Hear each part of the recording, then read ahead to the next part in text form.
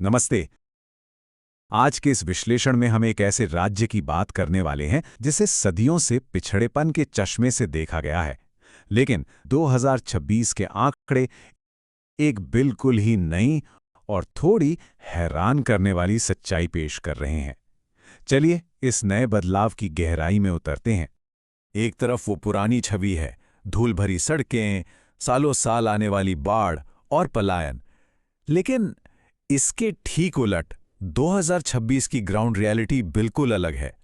Patna metro, AI hubs और नई semiconductor policies, ये आंकड़े और जमीनी हकीकत सच में उस पुराने नैरेटिव को पूरी तरह से बदल रहे हैं। शुरुआत करते हैं सबसे पहले भाग से, बुनियादी ढांचा क्रांति यानी इंफ्रास्ट्रक्चर रेवोल्यूशन। देखते हैं कि आखिर इस नई नींव का निर्माण हो कैसे रहा है। जरा इस नंबर पर गौर कीजिए, 13,365 करोड़ रुपए। ये कोई छोटी रकम नहीं है। पटना मेट्रो के लिए किया गया ये भारी निवेश सिर्फ एक ट्रांसपोर्ट प्रोजेक्ट तक सीमित नहीं है। असल में ये इस पूरे रीजन के लिए एक बहुत बड़ा साइकोलॉजिकल शिफ्ट है। ये दर्शाता है कि अब ये शहर बड़े मेट्रो सिटीज के बराबर खड़ा होने को पूरी तरह तैयार है। और हाँ, मेट्रो तो बस एक शुरुआत है। अंडरग्राउंड टनलिंग और कई स्टेशंस पर काम ऑलरेडी तेजी से चल रहा है।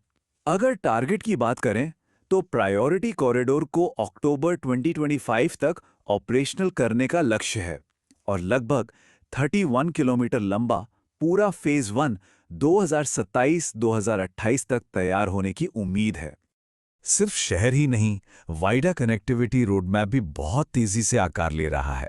कच्ची दरगाह बिधुपुर का 6 लेन ब्रिज हो या 15,000 करोड़ का पटना रिंग रोड, ये सभी प्रोजेक्ट गंगा नदी से बने उन पुराने भौगोलिक फासलों को मिटा रहे हैं।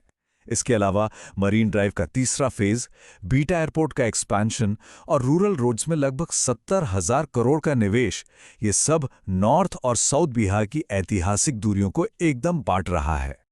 चलिए अब बढ़ते हैं दूसरे भाग की तरफ, टेक्नोलॉजी और स्टार्टअप इकोसिस्टम, यानी पूर्वी भारत का नया टेक हब।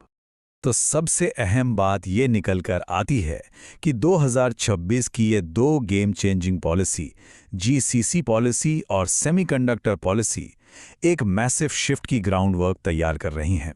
इन पॉलिसीज ने और इंडिया एआई इम्पैक्ट समिट में भागीदारी ने ये बिल्कुल साफ कर दिया है कि अब पूरा फोकस एआई और डीप टेक पर शिफ्ट हो चुका है। एक और बहुत बड़ा एडवांटेज क्या है? बेंगलुरु के मुकाबले यहाँ की ऑपरेटिंग कॉस्ट 60 से 70% तक कम है।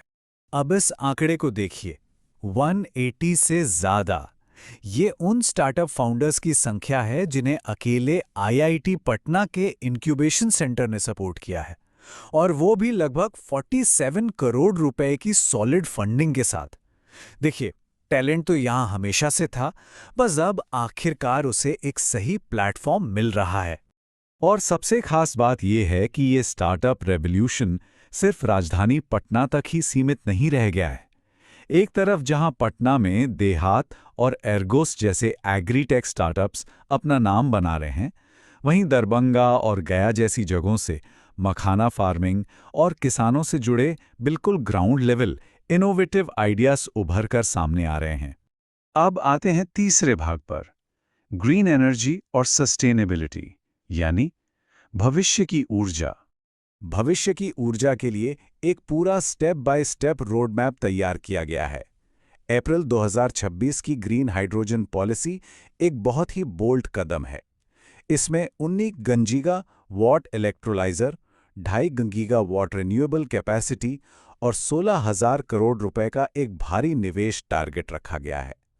साथ ही नॉर्दर्न एग्रीकल्चरल बेल्ट्स में एग्रीकल्चर को सीधा एनर्जी से जोड़कर इथेनॉल प्रोडक्शन पर भी जोर दिया जा रहा है।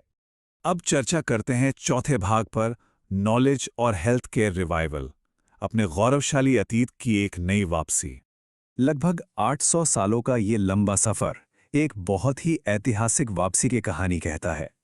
एक वक्त था जब 1193 में नालंदा यूनिवर्सिटी को पूरी तरह तबाह कर दिया गया था, लेकिन अब 2026 में 455 एकड़ में फैली state of the art research labs ये दर्शाती हैं कि नालंदा सच में एक ग्लोबल रिसर्च डेस्टिनेशन के रूप में वापस लौट रहा है।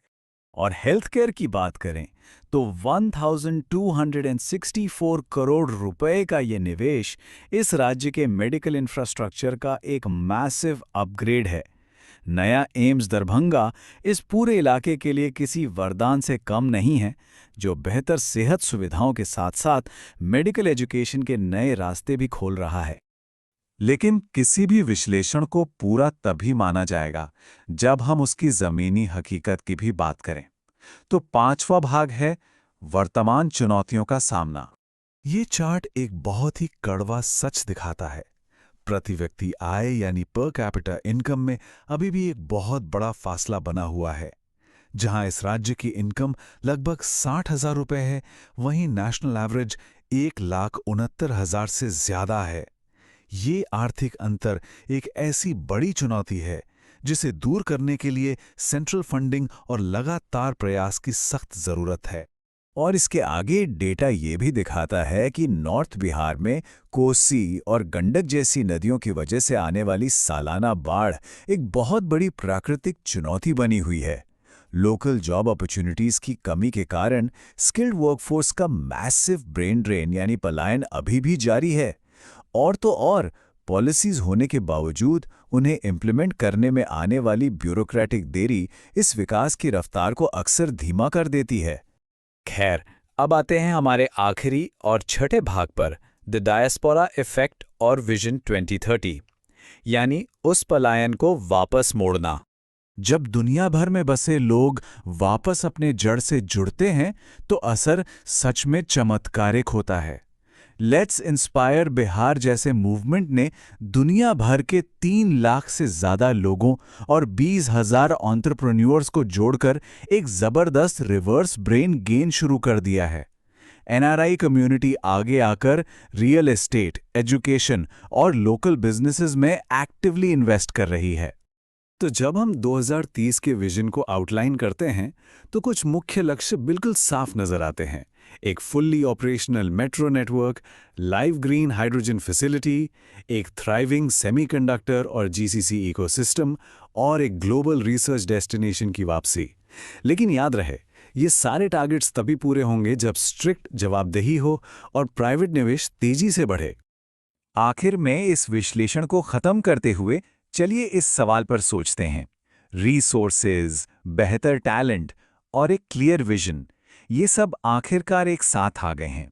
ब्लूप्रिंट बिल्कुल तैयार है, लेकिन क्या इस बड़े सपने को सच करने के लिए जमीन पर काम करने की रफ्तार और एग्जीक्यूशन उस एम्बिशन से मेल खा पाएगी? असली टेस्ट वही होगा। उम्मीद है इस विश्लेषण ने इन सारे पहलुओं को बेहतर समझने में मदद की होगी।